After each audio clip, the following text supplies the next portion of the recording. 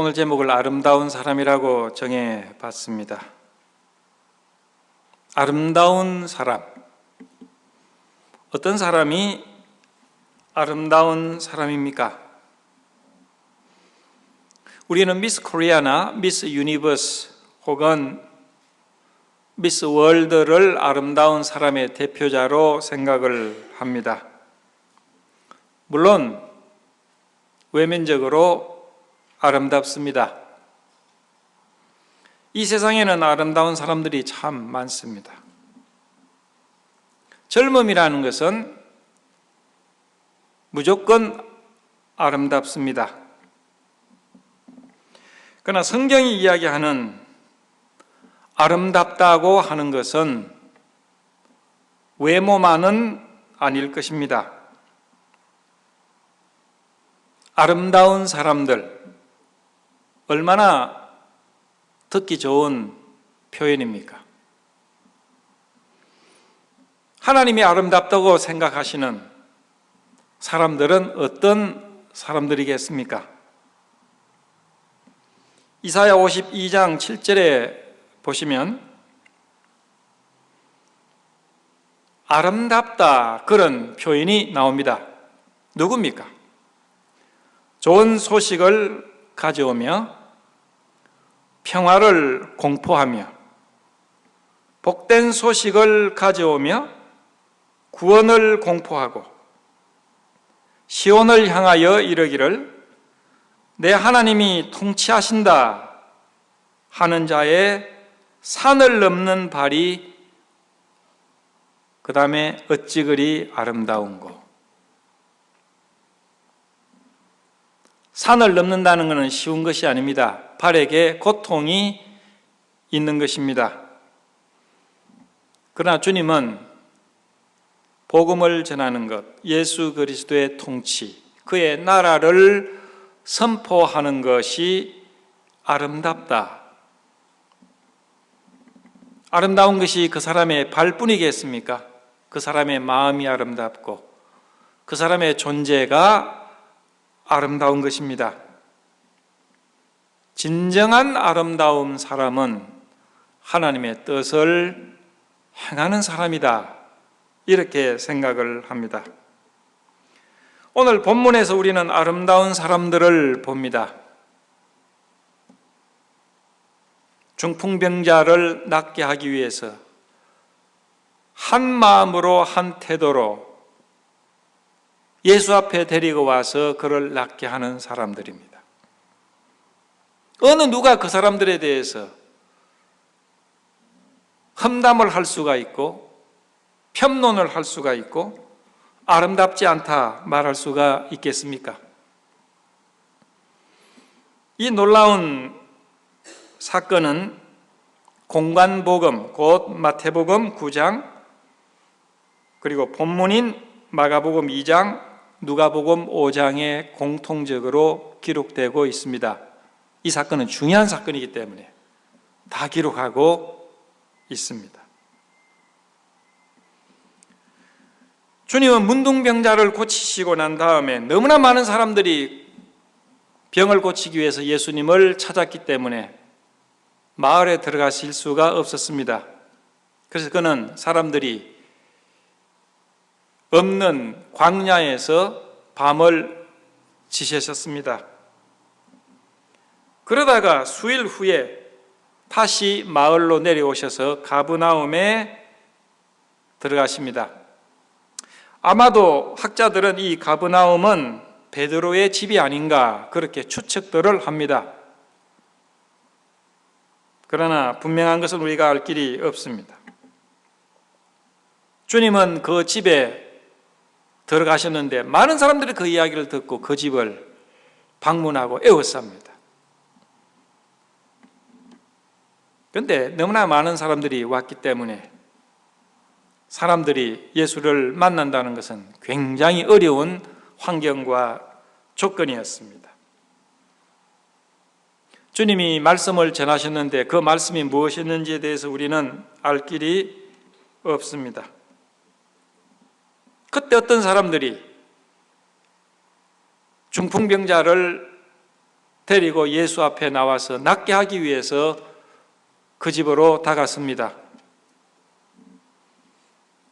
그러나 예수 앞에 다가설 수가 없었어요. 왜? 너무나 많은 사람들이 몰려 있었기 때문에 그 집 안으로 들어갈 수가 없는 환경이었습니다. 그들은 도저히 이 환자를 예수 앞에 인도할 수가 없었기 때문에 기발한 발상을 합니다. 지붕으로 올라가서 타일을 벗겨내고 환자에 누워있는 그 상체로 내기퉁이에 예수 앉아있는 그 앞에 환자를 내려놓습니다. 얼마나 귀한 장면입니까? 주님은 그들의 믿음을 보시고 그 환자를 낫게 하셨습니다.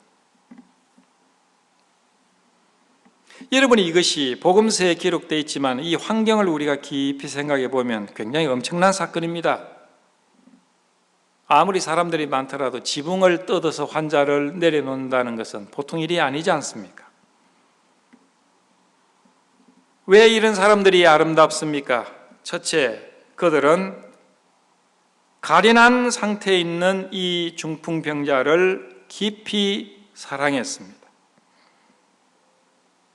사랑하지 않으면 그러한 행동을 할 수가 없을 것입니다. 이 환자를 우리는 주목해 보기를 원합니다. 중풍병자라고 그랬습니다. 그는 움직일 수가 없습니다. 아마 심한 중풍병이 걸렸을 것입니다. 그렇기 때문에 사람들에 의해서만 움직일 수 있는 전적으로 무능한 상태였어요. 아무것도 할 수 없는 상태. 남이 다 도와줘야 할 그러한 상태입니다. 육적인 부자한 상태에 있습니다. 두 번째, 그는 죄인이었습니다. 예수께서는 그의 병을 고치기 전에 먼저 그의 죄를 사하여야 하는 그러한 죄인이었습니다. 구체적으로 그가 어떤 사람이 있는지에 대해서는 우리는 알 길이 없지만은 그러나 분명한 것은 그는 죄인이었다. 주님께서는 그 죄를 보시고 그 죄를 나중에 사해 주십니다. 그가 나을 수 있는 방법은 그 당시에 그 환경 속에는 전혀 없습니다. 그는 무능했고 죄인이었고 남들에 의해서만 살아갈 수밖에 없는 가련한 사람이었습니다. 그리고 희망이 없는 사람입니다. 요즘도 중풍병을 고친다는 사실은 그 쉬운 문제가 아닙니다. 정도의 차이가 있을 뿐입니다. 그러나 그 당시에는 전혀 불가능한 병이었습니다. 이 중풍병자에게 유일한 해답은 예수밖에 없다는 것을 그들은 알았습니다. 그런 사람을 위해서 여러 사람이 마음을 합칩니다. 병든 친구를 낫게 하기 위해서 그들은 간절히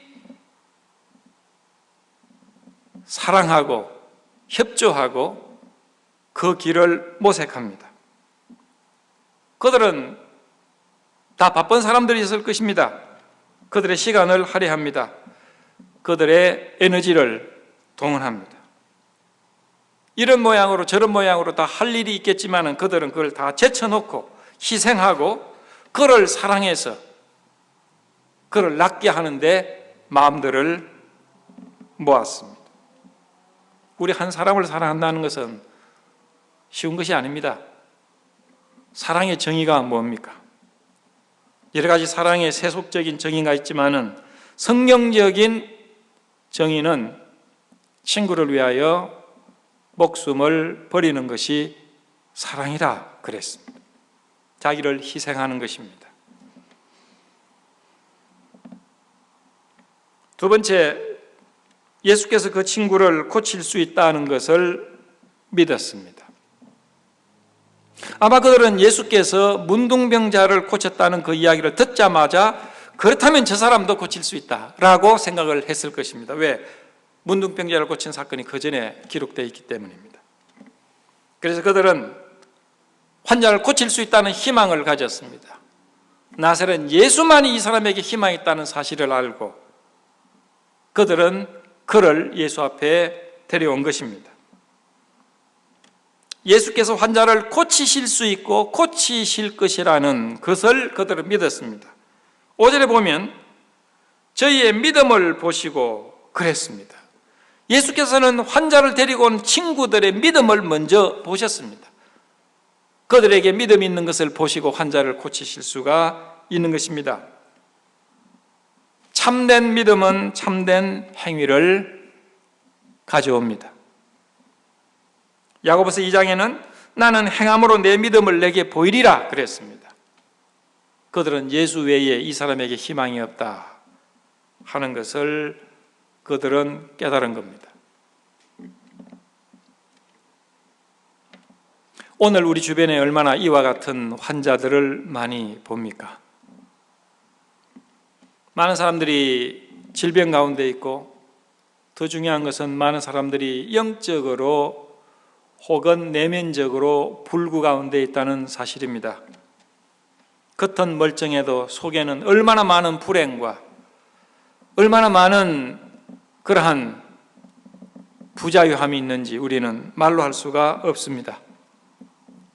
영적으로 주님을 알지 못하는 사람들은 다 이러한 상태에 있는 것 아닙니까? 그들이 세상에서 진정한 행복과 진정한 만족과 그리고 죽음의 문제를 해결할 수 있는 길은 없는 것입니다.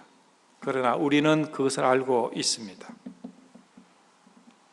우리는 우리 주변에서 예수를 알지 못하는 수없는 사람들이 죽어가고 있다는 그 사실을 우리는 별로 심각하게 느끼지 않습니다. 우리의 영적인 척도를 가늠할 수 있는 것은 이뤄진 영혼에 대한 우리의 관심입니다. 주변에 주님을 알지 못하는 영혼에 대해서 별 관심이 없다면 우리 영혼은 주님을 알지 못하거나 아니면 식어버린 사람들이라고 정의할 수가 있을 것입니다. 이뤄진 사람들, 부자연 사람들, 무능한 사람들, 예수 외의 방법이 없는 사람들에 대한 관심입니다. 우리 교회는 이제 여러 가지 이러한 목적에 충실하려고 생각을 합니다. 이뤄진 영혼에 대해서 우리는 깊이 생각하고 그들에게 나아가는 교회가 되어야 되겠다, 그들에게 찾아가는 개인이 되어야 되겠다라는 생각을 합니다. 그러나 쉬운 문제는 아닙니다. 특히 저는 요즘에 우리 1.5세 2세들에 대해서 생각을 많이 합니다. 늘 말씀드리지만 고등학교를 졸업하고 난 다음에 교회에서 자라난 우리의 자녀들이 70%가 교회를 등집니다. 대학을 졸업하면 90%가 교회를 떠납니다. 물론 그들 가운데 미국 교회 나가는 사람들도 있을 것이고, 요즘에는 보니까 인터넷으로 예배 참석하고 그런 사람들이 있는데, 그것보다도 진실하게 성경을 가지고 차를 타고 교회에 나와서 예배하고 찬양하고 교제하고 전도하고 생산적이고 정상적인 그리스도인으로서 자라가는 우리의 자녀들이 얼마나 되는지, 그들이 가정에서 독립하고 부모로부터 독립하고 그리고 교회로부터 독립을 해서 세상에 나가는 것이 아닌가. 그들의 과연 희망이 미국일까요? 그들의 보장이 그들의 직장과 직업일까요? 우리는 그들이 주님 앞에 다시 나오기를 원하는 마음 간절합니다. 우리는 그들을 사랑합니다. 왜냐하면 우리의 자녀들이기 때문에. 사랑은 관념적이지 않습니다. 사랑은 뭔가를 해야 된다는 동기를 가지고 있는 것이 진정한 사랑입니다. 요한일서 3장 18절에는 자녀들아 우리가 말과 혀로만 사랑하지 말고 오직 행함과 진실함으로 하자 그랬습니다. 우리는 말로 얼마든지 축복할 수가 있고 말로 얼마든지 위로의 말씀을 줄 수가 있습니다. 나쁜 것 아닙니다. 그러나 진정한 사랑은 행함을 수반합니다. 우리는 그들을 위해서 뭔가를 해야 할 필요성을 느낍니다. 이 사람들은 중풍병자에게 위로의 말을 건네거나 얼마간의 돈을 선물로 주거나 내가 당신을 위해서 기도하고 있습니다, 기도하겠습니다 라고만 하지 않았습니다. 그들은 예수를 발견하고 예수에 대해서 이야기를 듣고 난 다음에 중풍병자를 주목하고 그에게 목표를 가지고 그에게 나갔습니다.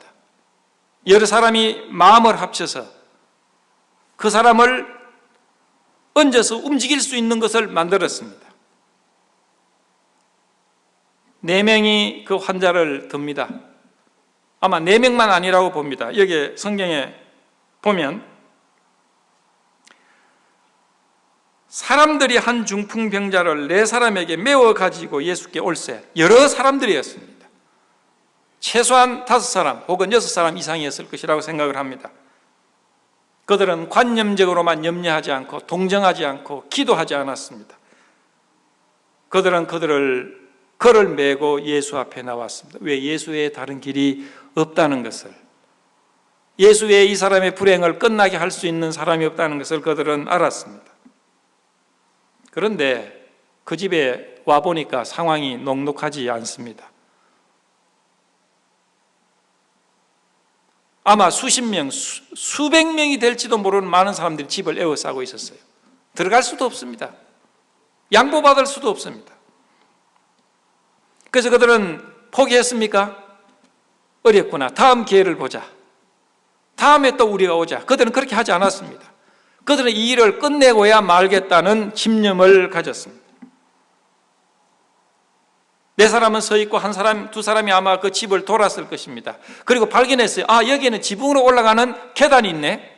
아마 이 당시에 2000년 전에 팔레스타인이, 지금도 마찬가지지만은 지붕이 이렇게 산같이 이렇게 되어 있는 것이 아니고 평평한 것이었습니다. 우리 교육관 같이 평평한 것이었습니다. 그리고 지붕에 올라가서 거기서 쉬기도 하고 거기서 뭔가 말리기도 하고 빨래도 널고 아마 그런 구조였을 것입니다. 거기 올라가는 계단이 있었습니다.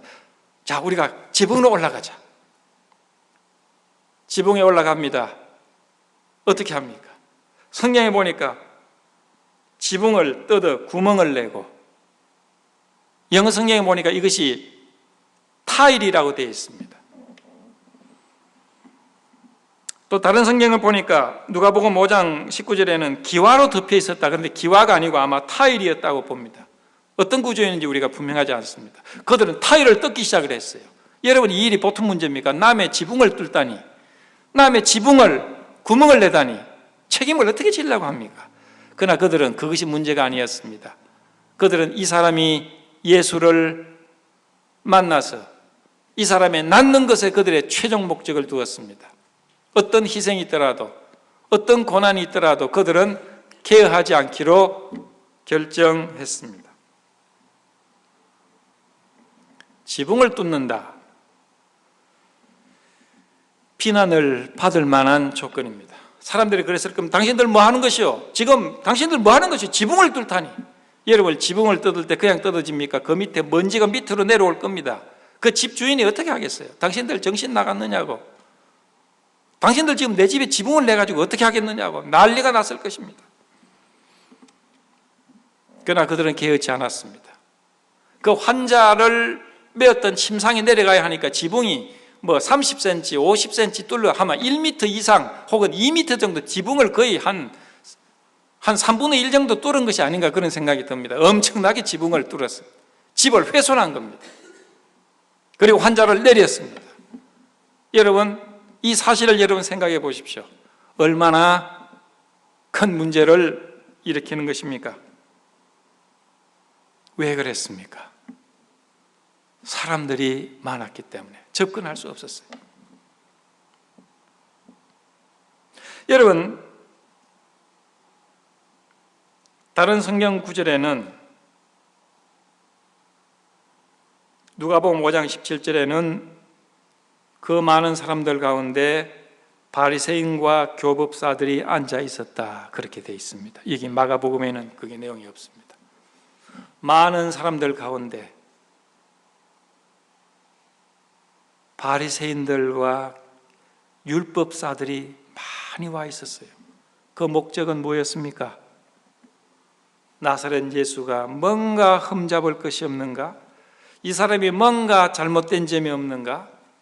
이 사람에 대해서 고소하고 이 사람에 대해서 확인하기 위해서 말씀을 듣기 위해서? 아니었습니다. 환자는 예수를 위해서 나왔는데, 예수를 향해서 나왔는데 그들을 방해했던 많은 사람들이 있었어요. 그 가운데 바리새인들과 율법사들이 있었어요. 하나님 잘 섬긴다는 사람들이 있었습니다. 그들이 이 환자로 하여금 예수 앞에 바로 나오지 못하게 했어요. 여러분, 예수 앞에 나오지 못하게 하는 많은 사람들 누굽니까? 혹시 우리가 아닙니까? 우리는 하나님을 섬긴다고 하지만은 우리 때문에 믿지 않는 자들이 예수 앞에 나오는데 혹시 장애 요소가 우리가 되고 있지 않은지 생각해 봐야 합니다. 성경에 보면 천하를 다니면서 한 영혼을 구원한다고 하다가 그 사람으로 배나 지옥 자식 되게 하는 사람들이 있다고 그랬습니다. 어제 뉴스인가요? 어제 제가 한국 뉴스를 보니까 한국에서 어느 목사님이 공금을, 그것도 몇 억인가요? 몇십억을 공금을 유출을 해가지고 교회 공금이겠죠? 노름을 했습니다. 다 날랐습니다. 물론 이런 일들은 이제 뉴스감도 되지 않습니다. 자, 예수를 안 믿는 사람들이 그 뉴스를 봅니다. 이거 뭐야? 목사라는 사람들이 교회 헌금을 가지고 노름을 하다가 다 날렸다. 그들 마음속에 무슨 생각이 들겠습니까? 교회 좀 신앙생활을 해볼까 하다가 에이, 안 하는 편이 차라리 낫다. 그렇게 생각하지 않겠습니까? 예수 앞에 나오는데 방해되는 요소들 삶에 많은 사람들 속에 바리새인들과 서기관들이 있었다는 사실은 참 우리에게 굉장히 깊은 교훈을 줍니다. 그들 때문에 많은 사람들이 예수 앞에 나오는데 장애가 되는 것이 아닌가. 여러분, 우리 1.5세와 2세들이 교회를 등지는 요소 가운데 어떤 요소들이 있습니까? 지난 시간에 제가 말씀드렸지만은 교회의 분열입니다. 1세들의 아름답지 못한 것이 그들에게 상처가 됩니다. 교회가 갈라집니다.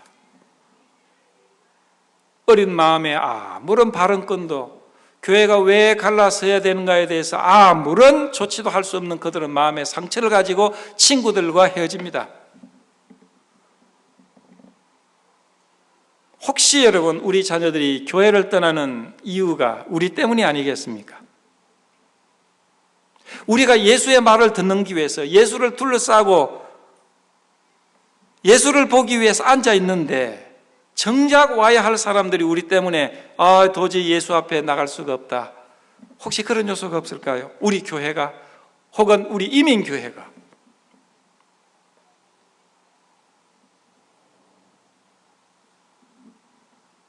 많은 사람들의 장벽 때문에 그들은 예수 앞에 다가설 수가 없었습니다. 그러나 아름다운 사람들은 그것을 통해서 포기하지 않았습니다. 그들은 다른 길을 찾았고 지붕을 뚫었습니다. 환자를 예수 앞에 데려오고야 말았습니다. 비난이 있습니다. 배상의 책임이 있을 수가 있습니다. 지붕을 뜯었으니까 그 뚫어선 사람들 전부 다 자기의 어떤 무엇을 팔아서 배상해야 되고 지붕을 다시 해야 됐을 수도 있습니다. 그러나 그들은 그것을 감수하고 중풍병자를 위해서 그들의 최선의 노력을 다했습니다. 그들은 지붕보다도 비난보다도 한 영혼이 귀하다는 진정한 가치의 평가를 할 수 있는 사람들이었습니다. 여러분, 우리 자녀들을 위해서 우리가 무엇을 해야 하겠습니까? 희생이 있을 수도 있고 손해가 있을 수도 있고 또 우리의 자유와 또 우리의 특권과 우리가 소중하게 생각했던 것들을 포기할 수 있어야 되지 않겠습니까? 우리 자녀들을 다시 데려오기 위해서, 이곳에 영어로 하는 예배가 풍성하게 이루어지기 위해서, 그들과 함께 우리가 잃어진 영혼들을 위해서 힘쓰는 교회가 되기 위해서 우리가 못할 것이 뭐가 있습니까? 여러분의 자녀가 어려움이 있다면 여러분의 물질을 아끼겠습니까? 여러분의 자존심을 세우시겠습니까? 아마 여러분은 여러분의 자녀를 위해서 모든 것을 다 할 겁니다. 생명이라도 버릴 것입니다. 그러나 더 중요한 것은 그들의 영혼입니다. 그들의 영혼은 이 세상보다도 더 귀중한 겁니다. 저는 작년 가을부터 우리 2세들에 대해서 이민교회 전체 문제에 대해서 깊이 생각해 봤습니다. 왜 아이들이 떠나는가? 그들이 어디 있을까? 우리가 안고 걸리고 그리고 여기에서 우리가 태어난 아이들이 지금 어디 있을까? 그들을 위해서 우리가 뭘 할까? 교회가 뭘 해야 될까? 이제는 우리를 위해 살지 말고 이제 우리 자녀들을 위해서 좀 우리 교회가 살았으면 좋겠어요.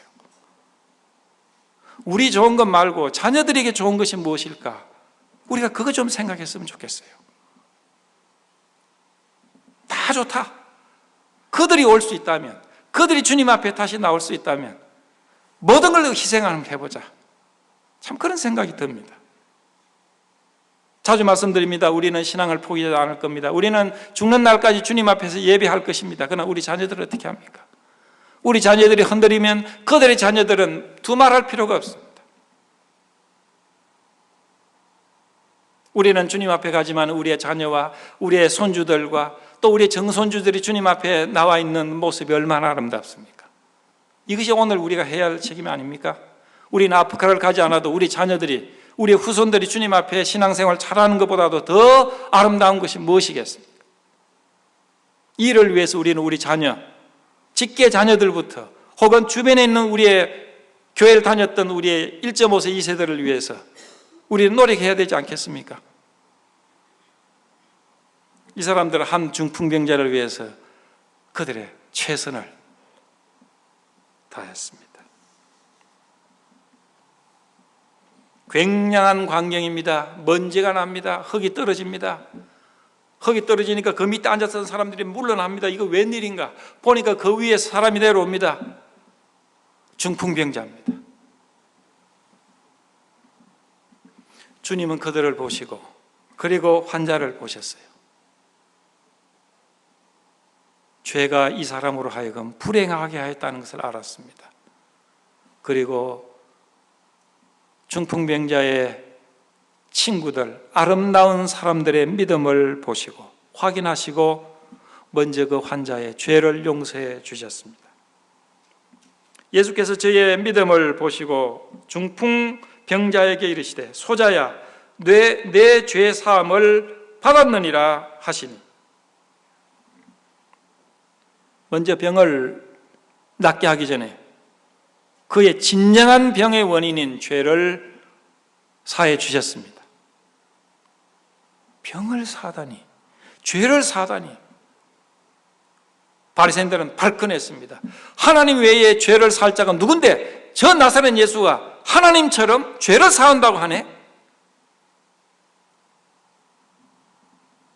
어떤 서기관들이 거기 앉아서 마음에 의논하기를 이 사람이 어찌 이렇게 말하는가? 참남하도다. 오직 하나님 한 분 외에는 누가 능히 죄를 사겠느냐? 그들은 예수 앞에 말씀을 듣기 위해서, 순종하기 위해서 나온 사람이 아니었습니다. 책 잡기 위해서, 문제를 일으키기 위해서, 편론하기 위해서, 환자 오는 것을 방해한 사람들이었어요. 하나님 외에 죄를 사할 수 없다. 이건 뭡니까? 예수 그리스도가 나는 하나님이시라는 사실을 말씀해 줍니다. 그리고 그들의 믿음을 통해서 이 환자를 일으킵니다. 중풍병자에게 말씀하시되 내가 내게 이르노니 일어나 내 상을 가지고 집으로 가라 하시니, 그가 일어나 곧 상을 가지고 모든 사람 앞에서 나가거늘 저희가 다 놀라 영광을 하나님께 돌리며 가로되 우리가 이런 일을 도무지 보지 못하였다 하더라. 그들이 한 번도 본 적이 없는 겁니다. 왜? 중풍병자가 나았다는 것, 그들의 죄를 사하신다는 것 경험할 수 없는 것입니다. 죄를 사할 수 있는 것은 하나님밖에 없습니다. 이 당시에 중풍병자나 문둥병자를 살릴 수 있는 것은 하나님밖에 없습니다. 무엇을 말합니까? 예수께서는 내가 하나님이시라는 사실을 여기서 말씀하고 계십니다. 침례 요한은 막상 성령의 감동하심으로 세상 죄를 지고 하는 하나님의 어린 양이라 공포를 했습니다. 메시아라고 이야기를 했습니다. 그러나 침례 요한 마음속에 정말 저 사람이 메시아일까? 정말 메시아일까? 그래서 사람들을 보냈습니다. 예수님 앞에 보냈어요. 오실 그이가 당신 맞습니까? 확실합니까? 오실 메시아가 당신 확실합니까? 그때 주님이 뭐라고 말씀하십니까? 가서 요한에게 다음과 같은 이야기만 하라. 소경이 보며 안전뱅이가 걸으며 문둥이가 깨끗함을 받으며 기머거리가 들으며 죽은 자가 살아나며 가난한 자에게 복음이 전파된다 하라. 그러면 그가 알 것이다. 무엇입니까? 이사야 29장 18절 이후, 이사야 61장 1절 이후입니다. 이사야에서는 뭐라고 이야기합니까? 메시아는 이런 일을 할 것이다. 이런 일을 하는 자는 메시아일 것이고 그는 곧 아브라함에게 약속한 그다. 예수님은 이사야를 통해서 약속한 그 일을 내가 하고 있다고 이야기하면 알아들을 것이다. 자기가 메시아라는 사실입니다. 주님은 아름다운 사람들을 아름답다고 평가하시고 축복하셨습니다. 여러분, 우리는 부모를 선택할 수가 없듯이 우리 자녀들도 선택할 수가 없습니다. 우리는 부모로부터 아름답지 못한 얼굴을 가지고 났을 수도 있습니다. 재산도 가지고 있지 못할 수도 있습니다. 그러나 하나님 앞에 아름다운 사람이 될 수 있습니다. 그것은 불가항력적인 것이 아니고 우리의 선택의 문제입니다. 복음을 전할 수 있다면, 하나님의 뜻을 행할 수 있다면 우리는 아름다운 사람이 될 수가 있습니다. 주님은 산을 넘는 발이 어찌 그리 아름다운고. 우리의 발이, 우리 자신이 주님 앞에 아름다울 수 있는 것은 이뤄진 영혼에 대한 헌신입니다. 우리 교회가 그러한 놀라운 아름다운 교회가 될 수 있다고 저는 확신합니다. 주님은 많은 것 요구하시 아니하고 헌신된 적은 것을 요구하셨습니다. 5,000명이 굶주릴 때 어린아이에 적은 음식을 통해서 5,000명을 먹이고 남았습니다.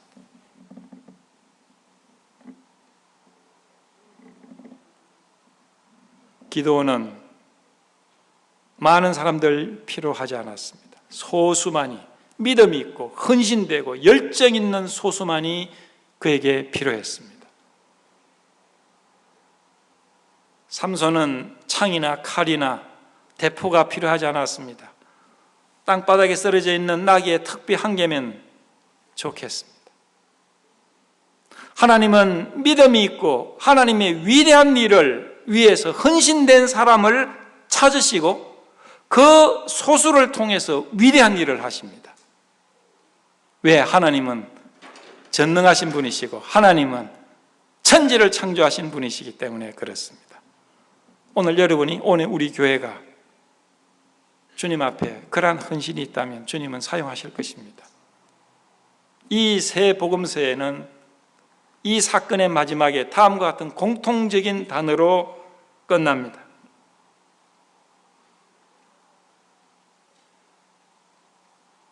저희가 다 놀라 영광을 하나님께 돌렸다. 거기에 모여있는 많은 사람들이 이 놀라운 일을 통해서 하나님 앞에 영광을 돌렸다. 하나님의 영광을 돌리는 것이 궁극적인 우리의 삶의 목표와 우리의 존재 이유 아닙니까?